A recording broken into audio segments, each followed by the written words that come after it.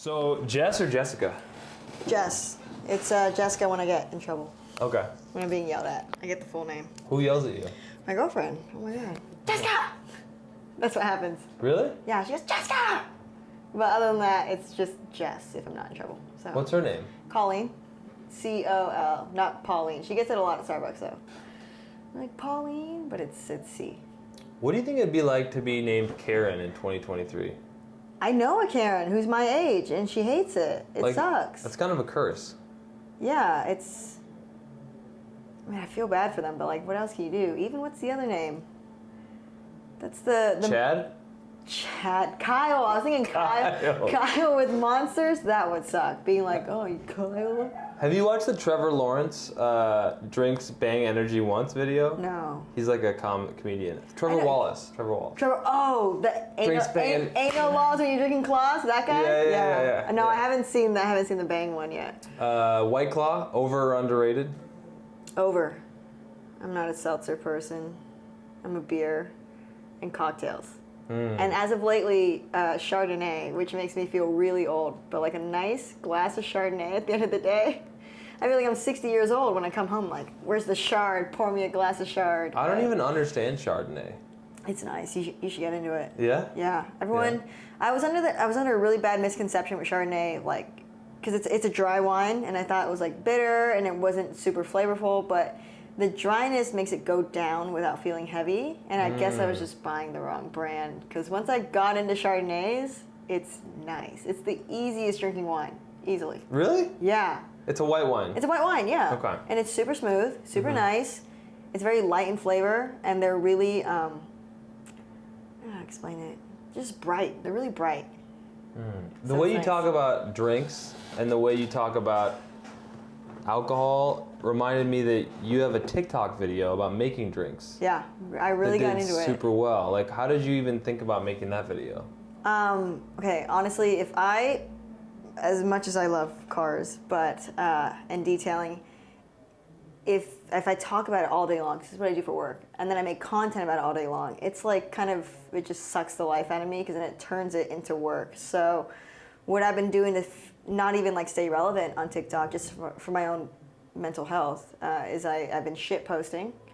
So whenever I enjoy my personal life, I will document it, and it makes me feel better about my overall content, it just helps. So there was no reason for posting any kind of cocktail video on TikTok other than I just felt like it. And because I felt like it and I did it, it made me feel better. How many views did it get?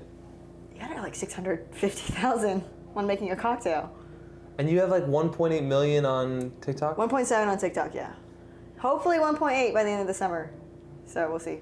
How does that feel? How does it feel to be you? It doesn't feel too different as far as like personally, and I'm really grateful to my girlfriend. I'm really grateful to my friends because these people like knock me down every day. Every day I come home. And I love it though, because I go out there and I get recognized at a coffee shop, and I'm like, you get recognized at a coffee shop? Oh my god, all the time. I got recognized on the plane, and then I feel really good about myself, and then I come home and they go, you're the same idiot with skinny ankles and like a small fucking head. So then they knock me down and I feel really good about myself in a good way. So personally, it doesn't feel too different, but professionally, I feel more confident. I feel validated, because a lot of times, like, you know, we're here at the Creator Summit. You work with Ivan LaCroix, and it's like I'm watching people like Ivan, people like Pan, people like Larry, people like Jason, and they're all older. They're all older men, and I felt like I needed to hear them say it, even though like I knew it to be true. Like, I know this is how you clean a wheel. I know this is how you do this ceramic coating, but I needed to hear them say it to like feel validated and like I know what I'm doing. But with 1.7 million followers, like I now have that confidence without having to have Jason confirm it, you know, that kind of stuff. But for a long time, I was like second guessing my detailing knowledge, and I wouldn't confidently tell a customer or tell a detailing peer, like, yeah, this is how it's done, unless I could confirm it by saying, oh yeah, this is how it's done. Jason did a video on it.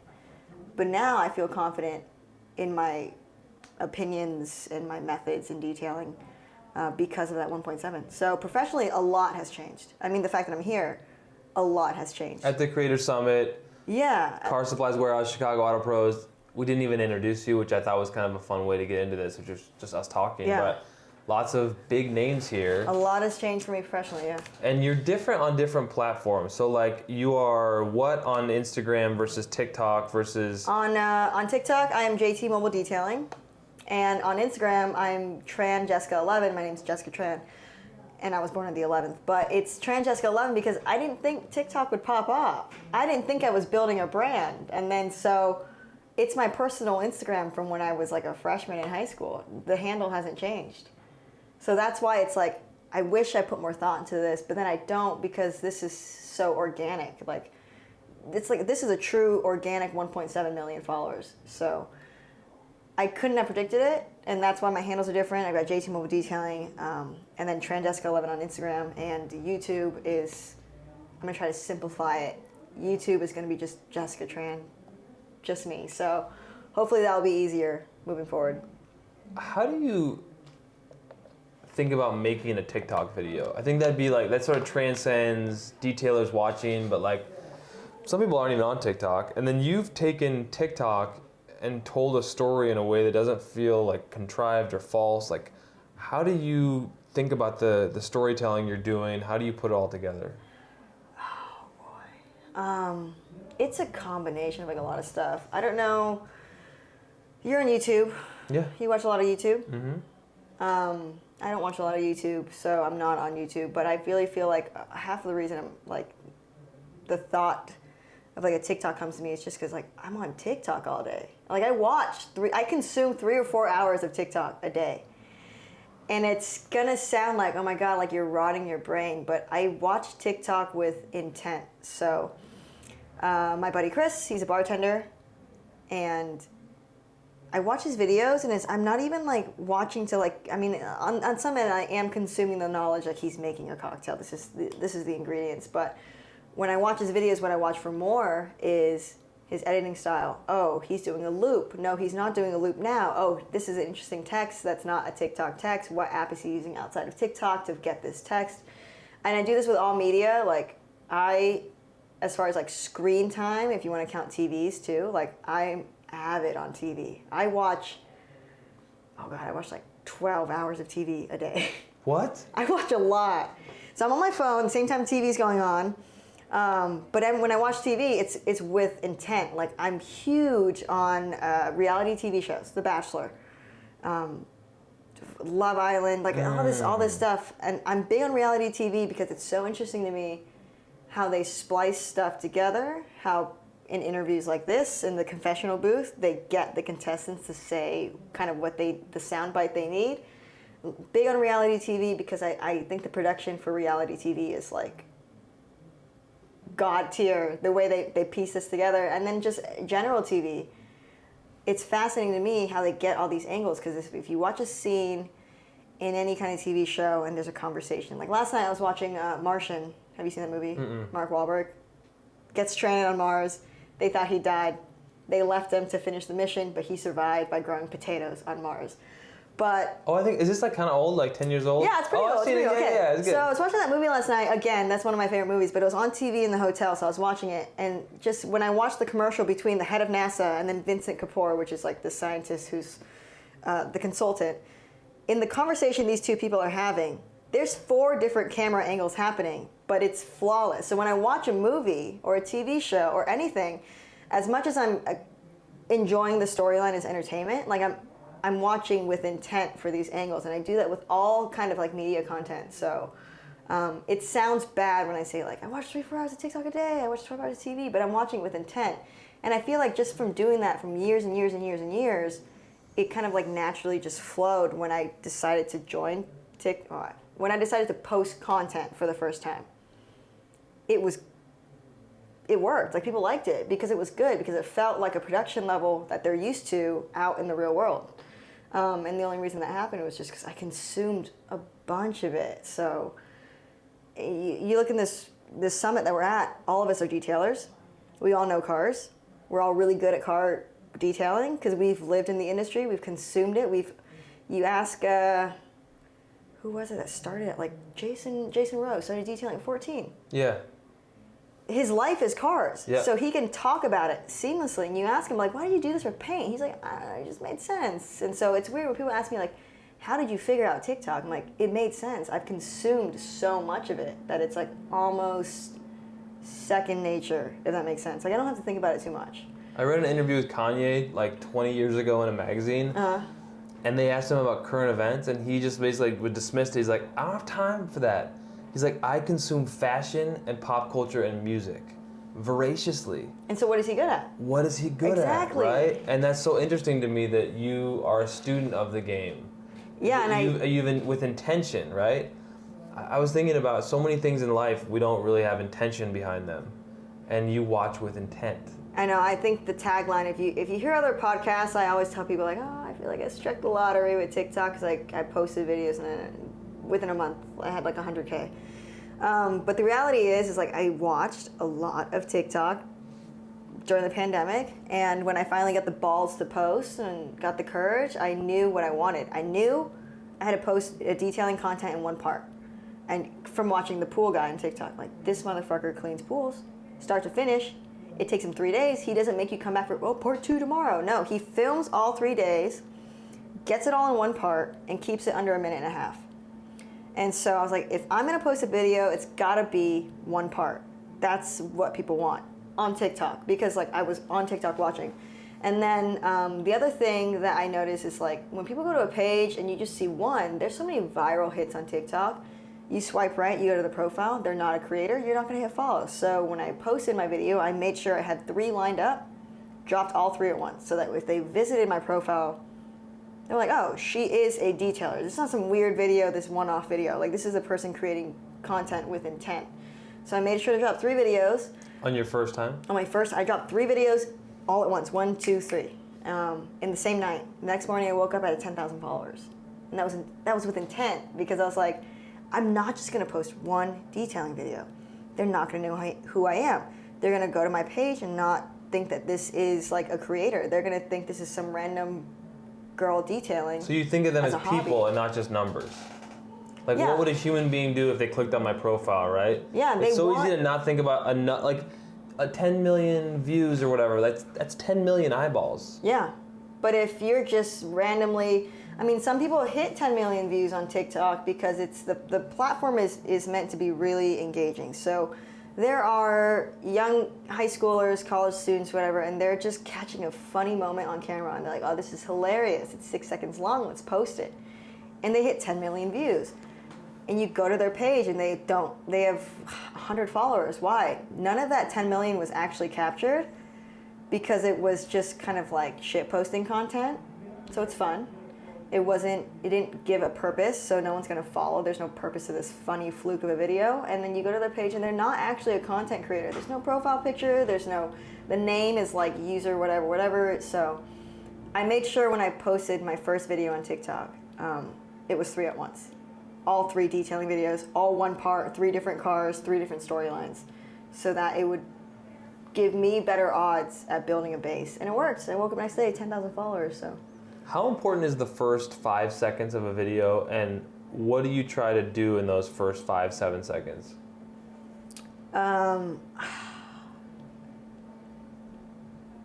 It's hard. I do waste a lot of time. I guess maybe for me, it's like the more like 10 or 15 seconds. Okay. But my sense of humor is kind of like raunchy. So for me, I always kind of start off with like, today I'm working on an Audi Q5. And the lady who drives this is a fucking MILF. And then that's what, like, it leads up to that. So it's kind of funny. It's like, I do add kind of tidbits in there, but for me, the first couple seconds isn't super important anymore. And it's hard for me to look back and remember. But for me now, they see JT Mobile Detailing on the handle. They're gonna stick around a little bit longer just to see what it is. So for me, like the first 15 seconds is important. Gotta be something funny.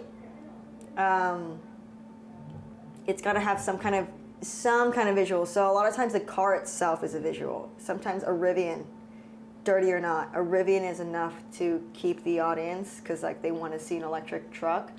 But it's what I've learned with my page and like the audience that I've curated, they want something funny. So the first 15 seconds, just something out of pocket, absolutely out of pocket, absolutely like unhinged, and that's typically what helps people stay. What is the biggest advice you'd have for somebody who's afraid to start on TikTok? You just gotta post. You just gotta post? I think this is, I was talking And to I'm Pan gonna keep about talking this. while I just check something real quick. You just gotta post? I just gotta post. I was talking to Pan about this. Half the battle is just posting. They go like, oh, what was, I mean, we're sitting here in this interview, like, what was, I think it's important to have strategy and all this, but a lot of people ask, what's your strategy? How did you know this is what you want to do? Like, what do you film on? And I'm like, it doesn't matter. You gotta post. Like, half the battle is just getting the courage to put yourself out on social media and be willing to be perceived by other people. Because I think that's a lot of fear from other people. They don't want to post. It's like, I don't want someone to look at me and think,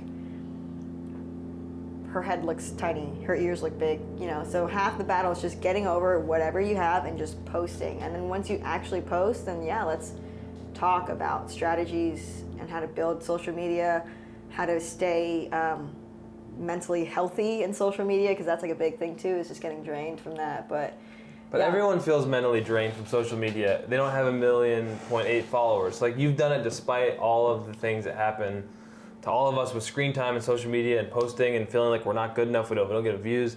Like, how did you get the courage to bring people into your life? Because that's one thing I struggle with, is like, I want people to know who I am for sure on camera, but like, I don't want to post images of like my house or my kids, or you know what I mean? I feel like I'm like in a house party with you and your friends, and you're making drinks, and then you're detailing for a friend or a former teacher, or like, I'm just like, man, I'm just along for the ride. It feels like very, very intimate.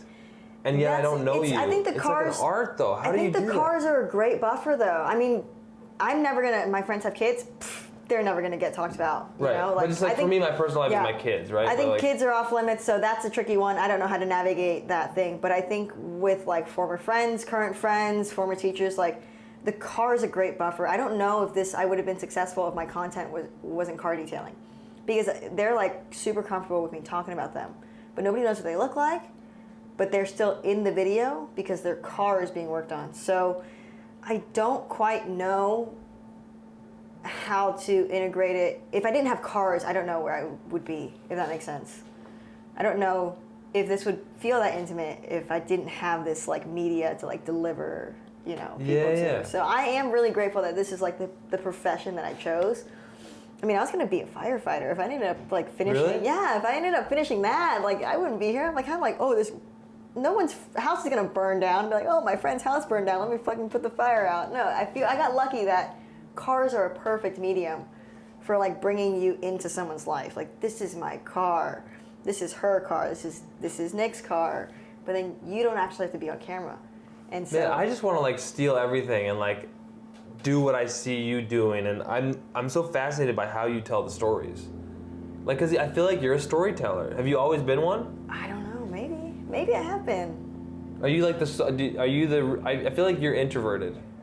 I'm not. You're not. I'm not. Okay. I'm a homebody. See, I was way off. I'm a homebody, but I am extroverted. But if you gave me the choice, like I was telling Pan this, if I had if you invited me to this, more likely than not, I would have said no, because I would rather have sat at home. But if I were to go, I'd be just fine, because I'm an extrovert. I would survive. I would have fun. I am having fun, but not to get too gay on this, but what's your sign? But when were you born? Gemini. You're a Gemini? Maybe that's why. I'm Yeah. a Leo, so I feel like I just have to be out there. Maybe but Gemini astrology. Leos is like a good combo. I Is feel it? like Leo is like a very strong personality. Yeah, so Yeah. I don't know much. My friends know a lot more, but they all tell me I'm a classic Leo through and through, complete fire sign, all of this. So I don't know. I it doesn't feel like too much work for me Okay. to be on social media, to be in front of people. It feels like a lot of work to me to do the editing. I don't like the technical side of it. So you were telling me you just edit on your phone? On my phone, Like for me, I'm like, I got to get this vertical video onto my laptop or a computer into my editing software and then put it back onto TikTok. Like, what platform do you use to edit on your phone? On my phone, sometimes it's in-app, if it's a really short video. Like a TikTok in-app video. Yeah, the TikTok app itself has a lot of editing tools, surprisingly. So sometimes the videos, like, for me, short form content, is like 30 seconds or less. Long form content is like 2 minutes or more. So I know, which is completely weird for Pan because his long form is like 15 minutes. But short form content, I'll do in-app on TikTok. And then long form content, there's an app called Splice. But Chelsea likes InShot, and it's a phone app meant for editing phone videos. So because I record on my phone. Splices? Yeah. Okay. Because I record on my phone, I'm not going to transfer to my computer to edit. Maybe that's another reason why I'm not on YouTube quite yet, is I'm just scared to do software editing. I just find it like so refreshing that you're wildly successful on TikTok and you feel vulnerable and apprehensive about going full bore on YouTube. To me, it makes me feel like, oh, I'm talking to a human, right? I don't know. It's like I just feel like that's very human of you to like not feel like you have it all figured out. Well, because I don't want to do a YouTube video and it's like not good, or it's like posted in vertical and then I have like black bars on the side. Yeah. So yeah, I big imposter syndrome. When I got here, I was like, what am I doing here? It's like, okay, I know I've got a significant following, so that's why I got invited. But when I looked around the room, I looked at titans in this industry who are way smarter than me. Like Alan just gave me like some crash course on chemicals just 2 hours ago. From AM Details? Yeah, I was sitting there like, the video was like, let's do like some like fun ASMR stuff on a wheel. And then we ended up filming completely different content because he started talking. I was like, wait, roll the camera, put the mic on. And he just gave me this like stellar lesson in chemistry. And so I love learning. So that was fun. But like, you know, titans are in this industry. Chemistry masters are here in this warehouse right now. And I got huge imposter syndrome. So I feel good about where I am, but like, believe me, I still get I'm very scared because we're human. Like the 1.7 million followers doesn't do anything for me other than I get invited to events like this. And you get recognized. Like I used to be in TV news, and like every time I got recognized, it did feel good. Feels good. I'm not gonna lie, felt good to get recognized, right? Yeah. But it didn't help me pay for groceries. Yeah. It didn't really help me in the morning when I looked in the mirror and said like, do I like you? Do I love you? Do I feel like you're worthy of this? You know what I mean? Like that was still my own battle. So it's like, it's very temporary, that feeling. And it's like, I think it's not gonna solve everything to get recognized in the store, right? Fame doesn't solve your problems. Like, yeah, which is like, I think money might, but no, I'm just kidding. Fame doesn't solve your problems. So yeah, it's, and in a lot of times it can create a problem because it just makes people's egos just blow up. But that's why I'm so lucky. I get recognized. And then not even 5 seconds later, my best friend Jenny's like, you're a fucking idiot. Don't, just shut up and just wipe that smile off your face. So that's good though. That's real so love. good to have. That's real love. So yeah, so I'm happy to get knocked down. I'm happy to get knocked down every time I get recognized. I love it. So. What do you think? I just forgot what I was gonna say.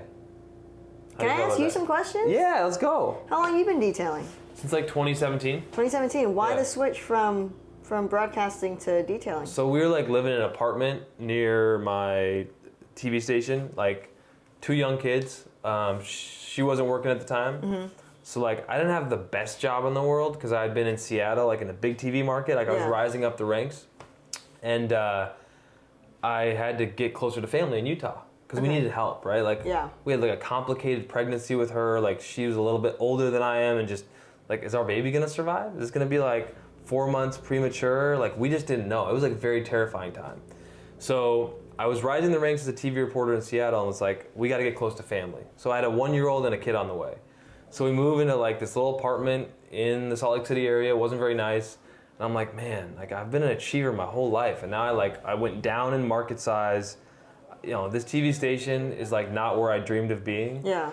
And I've always been successful, and I'm like, man, I don't really know what's going on. I was like pretty in a funk. And then, anyway, long story short, her parents sold their house and decided they would move to Utah, and like we could move in with them. So I would pay the mortgage, they put the down payment down, right? So living with the in-laws, not exactly ideal, but like we could get into a house. You needed to do that. We needed help. Kids, Like, and like when I went to work, she was alone, and there was some postpartum going on. So anyway, the baby was born successfully, thank God.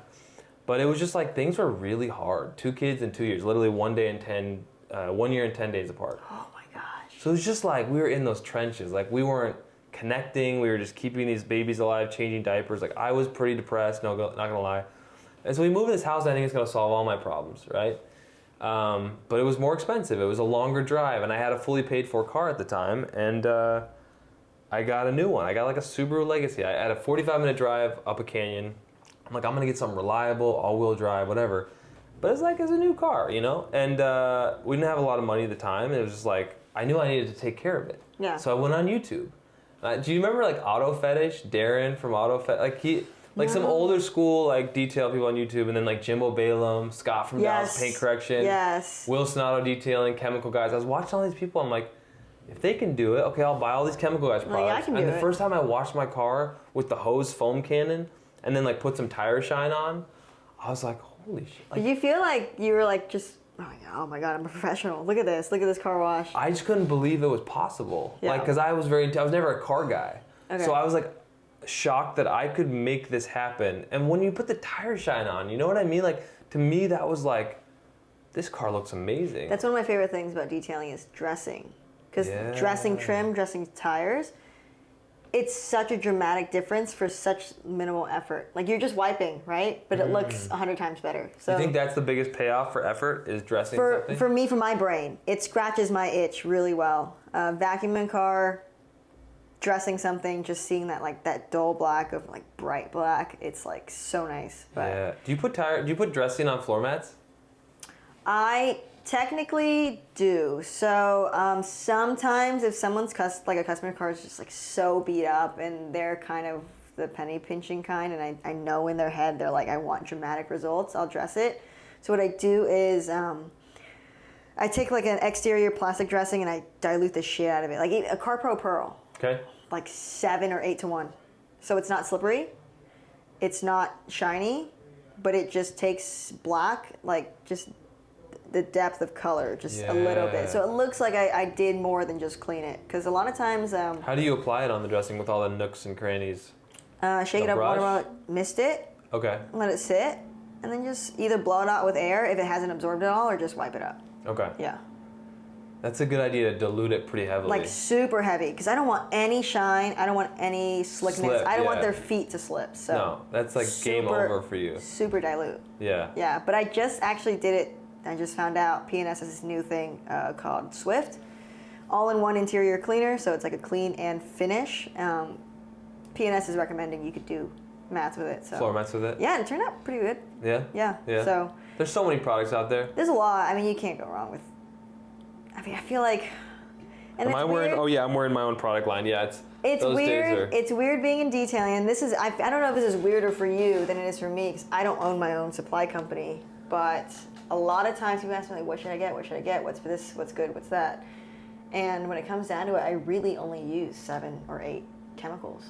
So when What are your go, go-to chemical? I don't care. Like. I mean, an APC can do 1,500 things, Yes. and so a lot of times, like, do I need this tire cleaner? And it's like weird because it's like I want to say you don't need it, but then I know the answer you're looking for is not to say use what I just told you to buy, but dilute it differently. Like I know you want me to recommend some fun, exciting new brand. Yeah. So I find myself in a catch-22, but a lot of times like fucking rim cleaner, a non-acid wheel cleaner works just fine on your tires. You don't need to buy special tire cleaner, you know?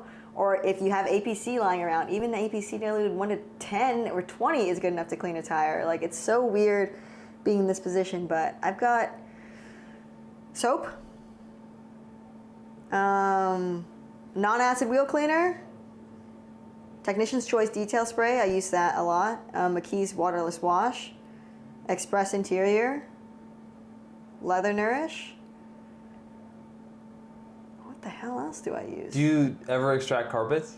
I do, citrus. So a citrus cleaner for carpets. Okay. That's it. Oh my God. Everyone goes, what do you use You on make it look glass? so easy. You make it look so effortless, and I'm like in my head overthinking every step of the way. It's weird because Jamie is like the guy on like he loves testing products, and I love testing products too. But it's hard for me at the end of the day to say anything different about it because I'm looking at it like, this is fun, this is new, this is great. Would I spend money on it? No, I've got bills to pay. California's fucking expensive, so I'm sticking with using water for my windows. Like, it's hard for me to tell somebody, like, this is a great product, go buy it, when I wouldn't buy it myself. Because what's sitting in my cabinet works just as well. Like, there's, like, new interior detailers every day. And in all honesty, it's Meguiar Citrus on carpet for me and Express Interior. I don't need anything else.